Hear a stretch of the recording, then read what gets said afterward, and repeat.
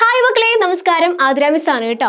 എടാ, നമ്മൾ എക്സാം ഇങ്ങ് എടുത്തു അല്ലേ? അപ്പോൾ നമുക്ക് എക്സാമിന് വരാൻ ചാൻസ് ഉള്ള ഒരു ആക്ടിവിറ്റി ആയിട്ടാണ് മിസ് വന്നിരിക്കുന്നത്. അപ്പോൾ എന്താണത്? വാങ്മയ ചിത്രം. എടാ, നിങ്ങളെ ക്വസ്റ്റ്യൻ പേപ്പറിൽ ഇങ്ങനെ ഒരു ആക്ടിവിറ്റി ഉണ്ടായിരിക്കും മിസ് തരുന്നൊരു വാക്കാണ് കേട്ടോ.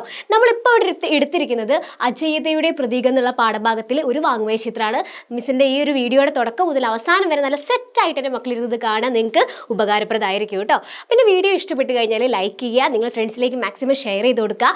നമ്മുടെ ചാനൽ ഇതുവരെയായിട്ട് സബ്സ്ക്രൈബ് ചെയ്യാതെയാണ് നിങ്ങൾ ഈ വീഡിയോ കാണുന്നതെങ്കിൽ വേഗം ഒന്ന് സബ്സ്ക്രൈബ് ചെയ്യുക. നിങ്ങൾക്ക് ഈ ഒരു ചാനലിലിടുന്ന വീഡിയോസും കാര്യങ്ങളൊക്കെ ഓൺ ദി സ്പോട്ടിൽ കിട്ടുന്നതായിരിക്കും കേട്ടോ. ഓക്കെ, അപ്പോൾ നമുക്ക് അധികം വലിച്ചു നീട്ടാതെ നമ്മുടെ ഈ ഒരു വാങ്മയ ചിത്രത്തിലേക്ക് പോവാം അല്ലേ. ചോദ്യം എങ്ങനെയാണ് മക്കളെ? യാത്രയ്ക്ക് ഇറങ്ങിയ ഗാന്ധിജിയുടെ വാങ്മയ ചിത്രം തയ്യാറാക്കുക. യാത്രയ്ക്ക് ഇറങ്ങിയ ഗാന്ധിജിയുടെ വാങ്മയ ചിത്രം തയ്യാറാക്കാനാണ് പറഞ്ഞിരിക്കുന്നത്. അപ്പോൾ അത് എങ്ങനെയായിരിക്കും എന്ന് നോക്കാം അല്ലേ. യെസ്, സമയം 6:30 ഗാന്ധിജി ദണ്ഡിയാത്രയ്ക്ക് ഒരുങ്ങി ആശ്രമത്തിന്റെ മുൻവാതിലിൽ എത്തി. അദ്ദേഹത്തിന്റെ വലതു കൈയിൽ എപ്പോഴും ഒരു കരുതുന്ന മുളവടിയും ഇടതു കൈയിൽ ഒരു കൊച്ചു ഭാണ്ഡവും ഉണ്ടായിരുന്നു. നിങ്ങളൊന്ന് സങ്കല്പിച്ച് നോക്കുക. യെസ്, ഗാന്ധിജി മുന്നിൽ നിൽക്കുന്നു, ഗാന്ധിജിയുടെ ഇടത് കയ്യിൽ ഇതും വലത് കയ്യിൽ ഇതും ഉണ്ടെന്ന് നിങ്ങളൊന്ന് സങ്കല്പിച്ച് നോക്കുക അല്ലേ. ഇത് വായിക്കുമ്പോൾ തന്നെ നമ്മളെ മുന്നിൽ ഒരു രൂപം പ്രത്യക്ഷപ്പെടുന്നുണ്ട്. ഗാന്ധിജിയുടെ ഉടുവസ്ത്രം പതിവായി ധരിക്കുന്ന ഒറ്റമുണ്ടായിരുന്നു.